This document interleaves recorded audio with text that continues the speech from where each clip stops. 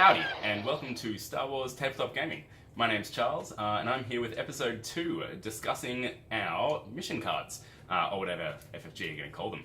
Essentially, general games put up a bunch of pictures, ones that we could actually see and read, of the, let's see, we've got the mission objective cards. We've got the situation or environment cards, whatever you want to call them. And finally, the deployment or battlefield cards. I haven't quite got the naming lingo down yet, but I'm sure we'll get there eventually. So today, I want to discuss kind of these cards with you, show you what they say, show you what they read, and talk about how that affects the tactics of the game, including your army selection, your deployment choices, and how you play, and what essentially the cards are encouraging in regards to gameplay. So, enjoy. So my intention was to have a really elegant video, kind of with a bit of a montage, with some Legion pictures we haven't seen before, and then the battle cards, which we've discovered they're called, the battle cards would fade in and out over the top of this montage, and I'd discuss them as we go, and it would look really professional, and it would be great. My dreams, however, have been thwarted by my inability to use digital video editing software, or at least the digital editing software's campaign against me and hatred that it feels for me. I've been following the tutorials, nothing, just rage. So after 2 nights of combating this software, I've decided, you know what, we're just going to do this old school. So the way we're going to do this, I'm going to go through the battle cards that we have. I'm going to discuss them, talk about the tactics involved with them, and what they mean for gameplay. So essentially, as I've said, these are called battle cards. We're not exactly sure on the specific name for each type, but we know there's 3 types. We know that there will be 12 that come in the core set. I only have 11 here. The one that we're missing is actually a deployment card. Essentially, it's like battle lines, but reversed. So that the deployment zones are on the short edge of the board, kind of, I don't know, probably 3 in or so, with a gap in the middle. So that's the deployment card that we're missing. Not too complicated, nothing crazy there. All right, so we know the way that you pick the battle cards works is that you end up with a 9-card grid, essentially, 3 of each type, and then you take it in turns with the blue player starting first to pick which ones you don't want to play until you end up with 3 cards, 1 of each type. How you get to those 9 cards that you start picking from, we're not really sure. In the Team Covenant demo, essentially they said that they're flipped from a battle card deck. How that deck is formed, we don't really know. Maybe one player puts all of their cards in a deck, or maybe each player brings 9 cards to the game and you combine the 18 cards into a deck and flip from there, meaning you could get double ups. I don't know, we'll find out eventually, but for now it's not overly important. All right, so what we're going to talk about first is the deployment cards. All right, so let's get these bad boys out of the way for now. And let's have a look at our 3 different types of deployment. Yeah. All right, so we start with battle lines. So this is your very simple across the long edge of the board deployment. Only movement 1 in. Now, we don't know how many inches or how big movement 1 is. I suspect it's around 3 inches, but it may be a bit bigger if that's your only deployment zone. So maybe movement 1 is actually around maybe 4 to 5 inches. Either way, so that's really hugging the board edge. Now, what this means in that deployment is that you're going to want to move your troops up pretty quickly. If there's a fleeing mechanic, which we suspect that there is, when your suppression tokens double your courage value, which is only 1 for normal troops, you flee. If you hit the board edge, we're not really sure what happens, but I suspect if you hit the board edge while fleeing, you'll run off the board. So if you're deploying like this, I'm guessing you want to get to the center of the board pretty quick, or at least away from the board edge to stop yourself from running away. So I don't think we'll see a lot of gunline armies in this game, lined up against the edge of the board like we see in some other war games, because the courage mechanic would be very unforgiving for those type of armies. So our first deployment is battle lines. Boop. Our second deployment is major offensive. So here we have you're deploying in opposite corners of each other, quite a lot of space. The numbers there are the movement measurements, essentially. So instead of using inches to work out your deployment zones, which could be a bit finicky and a bit of a pain, you simply put down your range rulers, and it's actually pretty neat. They've made it so that you could almost get away with putting down one of each in specific areas. Maybe put down the 1, put down the 2, and I guess use the 3 to measure those 2 top edges, and that'll be your deployment. It'll be a lot easier to see. You won't have to put down dice, I don't think, to measure them out as you go, and that's fine. So this one's kind of cool. It'll be a lot easier to get to certain objectives. We'll look at the objectives later, or certain objective tokens, I guess. And you'll be starting a little closer to the enemy depending on where you put your units as opposed to battle lines. So that is Major Offensive, and that is our second deployment card. The third one that we have, noting that we don't have the fourth, is Disarray.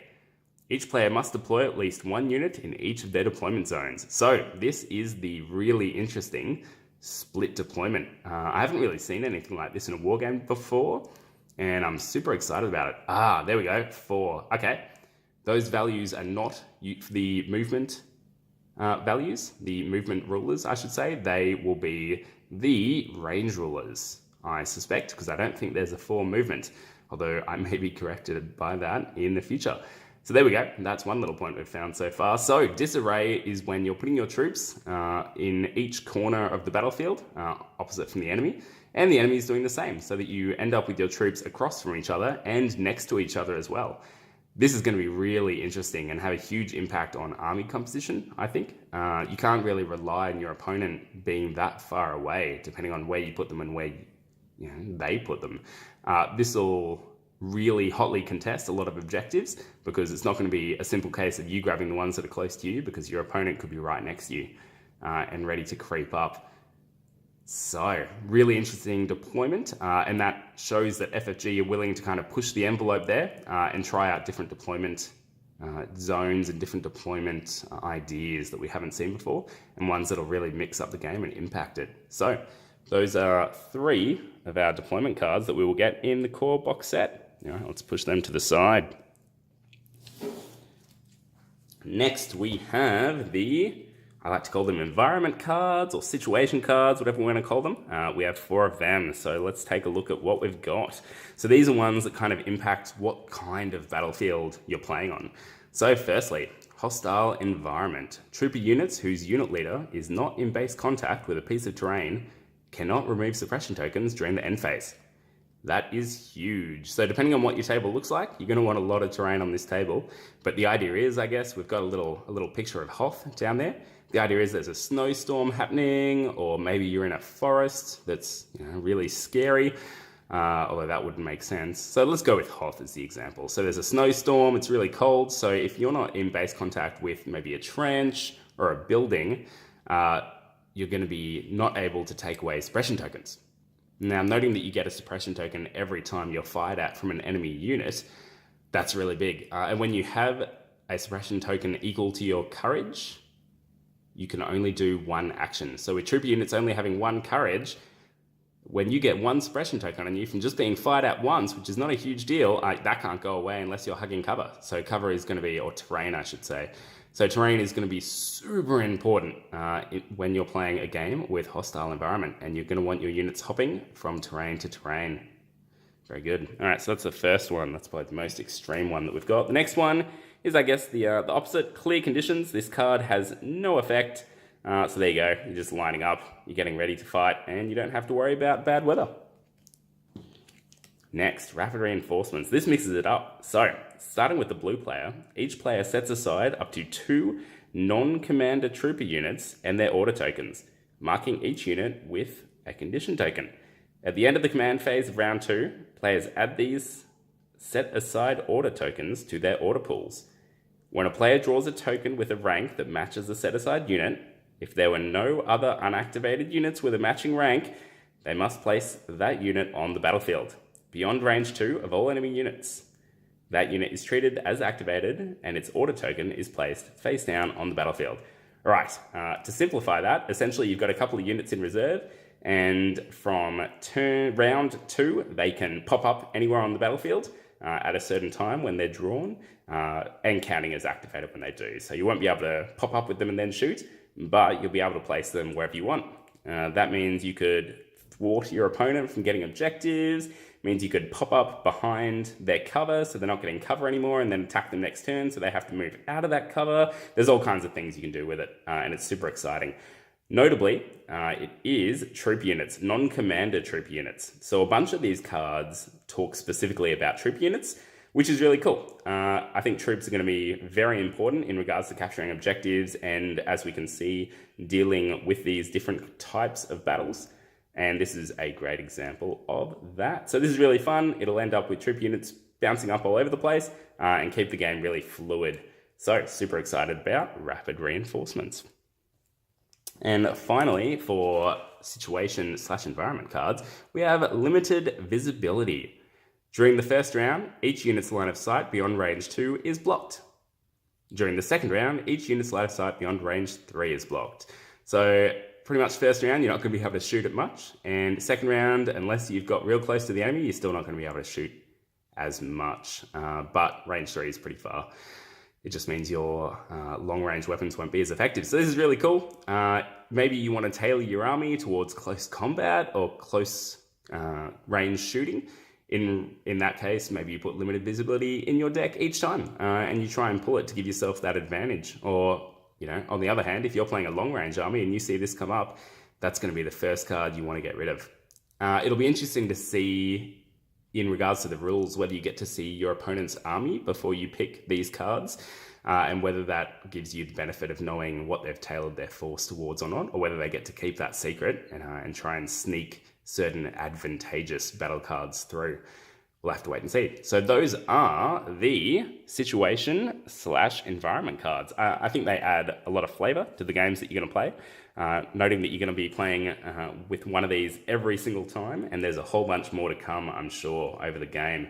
So super excited about those. I think they'll add a lot of flavor and a lot of interesting gameplay elements to it. So we'll chuck those over here. Finally, we have the objective cards. We have 4 of these, or mission cards, whatever we want to call them. So let's take a look. First is Recover the Supplies. Setup. Place 1 unclaimed objective token on the center of the battlefield. Then, starting with the blue player, players alternate placing 4 more unclaimed objective tokens on the battlefield. Each token must be placed beyond range 1 of each deployment zone and beyond range 1 of any other objective token. All trooper units, so note that includes commanders, gain a claim. Now that little arrow means an action, so they have to take an action to claim them. Yep, it's in contact with unit leader, very good. Victory. At the end of the game, each player gains 1 victory token for each objective token that is claimed by one of their units. So essentially, it's a race to get to the objective tokens and claim them, either with your trooper units or with your commanders, taking actions to do so. So by the looks of this, there'll be 1 objective in the center of the battlefield, which you'll be fighting to get to, and then each player will be able to put 2 closer to their deployment zones. Noting, of course, that if you're playing something like Disarray, you've got to be careful because your deployment zone over here might be super close to their deployment zone. So you might not be able to guarantee certain things, especially because it has to be range 1 away. So just one of the ways that the different deployment zones will impact the different objectives. So that's an interesting one. So a bit of a race to get to the objectives there. Next, key positions. Starting with the blue player, players alternate placing objective tokens on the battlefield until 3 tokens have been placed, or no more tokens can be placed. Each token must be placed on a piece of terrain that is completely outside all deployment zones. At the end of the game, for each terrain piece with an objective token, the player who has the most unit leaders in base contact with that terrain piece gains 1 victory token. So essentially that's getting your unit leaders of your troop units into the terrain where the objectives are and hunkering down and trying to hold those positions. It'll be interesting to see kind of what the rules are with contesting objectives. I have a feeling only troopers and unit leaders specifically will be able to contest objectives. What'll be more interesting is to see if there's effects in the game, force choke may be one, we're not really sure, that are able to take out unit leaders, leaving the trooper unit useless for objectives. We'll have to wait and see. So that is key positions. Next, we have Breakthrough, a bit more of a simple one. So, Breakthrough. At the end of the game, each player gains 1 victory token for each of their unit leaders within an enemy deployment zone. So you're just racing to the other side of the board. Or, once again, if you're playing Disarray, maybe you're just racing sideways. Now that would be an interesting game to play. Breakthrough is really cool. Essentially, you're trying to swap sides while stopping the enemy from doing so, and killing as much as possible. I really like it. It's unit leaders, not just troopers. So bikes will have speeder bikes from the Empire side will have a huge advantage in this game when this objective is being played. Not with the other two. These ones here, because of course that's just troopers. This one is not. So keep that in mind, and speeder bikes may come in real handy. Next, intercept the transmissions. Place 1 objective token on the center of the battlefield. Then place 1 objective token halfway between the center token of the left short edge of the battlefield. Then place 1 objective token halfway between the center token and the right short edge of the battlefield. So essentially just 3 along the center of the battlefield. At the end of rounds 2 and 4, each player gains 1 victory token for each objective token they control. At the end of the game, each player gains 2 victory tokens for each objective token they control. A player controls an objective token if they have more trooper unit leaders at range 1 of that token than any other player. There we go, so that's how that works. Cool. This is really cool. I really like this one. So you're trying to get to these objective tokens, the 3 that there are, throughout the game, and then at the end as well, with a better reward at the end, but definitely picking up points throughout the game. So it's not just a mad rush at the end. Your maneuver and your actions are important to get those victory points as you go. So there you go. That is all of the battle cards. What I really like about the different objectives and the different missions is that the victory points are only really for achieving what's on the cards. It doesn't look like you get extra victory points for killing units. You don't get anything like first blood or any craziness like that. So your main focus within every single game will be to achieve these right here. I really like that the game has focused on achieving objectives. Obviously, FFG have come out with a bunch of games that have attempted to do this. X-Wing being the first example of a game that didn't really care about missions. It had a bunch of missions you could play, but they've almost never been played by anyone ever. Armada was the next one that I played, and that had a bigger focus on missions and different objectives and different things you could do. But, I mean, in the end, your ships could only do so much, and you were mainly just trying to pummel your opponent's forces. Maybe the objectives came into it. I'm a huge narrative gamer. Narrative gaming is what I love. And I think these, especially, will combine with these and these to mean that the games you're playing are super meaningful and easily able to have narrative applied to them. So super impressed with FFG's system that they've come up with in regards to picking, choosing and creating your own custom missions each time. The variations are obviously quite large. And I think that's really fantastic. I much prefer it over having a book with, set missions that take up a whole page to explain. This is a really neat and easy system to learn and to see as the game goes on and not have to refer back to a rule book repeatedly to check what you're trying to be doing in each mission. So really cool. As you can see here, I've turned them into little cards. So the way I've done this is that I've grabbed the pictures that I put on my Facebook group. The pictures there, I printed them out on some photo quality paper. I've cut them out and then just put them in sleeves, as you can see here. So super simple, really easy to do. And what this will allow me to do, if I can get one out. Yeah. Oh, it's pretty jammed. There you go. So there you go, just normal photo paper chucked into a sleeve. So what these will allow me to do is very soon play some proxy games. I'm planning on doing the same for the unit leader cards and the order cards as well, at least the ones I can get my hands on. They're not as easy to find. I got these from General Games, which thank you very much, General Games, for getting us great pictures of these. Hopefully I'll be able to get just as good quality pictures for the rest of the stuff. I know General Games has some good pictures of the unit cards as well, which is fantastic. I'll put them up on my Facebook group as soon as they're ready to go. So thank you very much for watching. Apologies for the amateur level of video that we've experienced today. Hopefully I'll be able to work out my video making skills in the meantime. Enjoy, and I should be able to bring you a battle report in the near future. Thanks for watching, and may the Force be with you.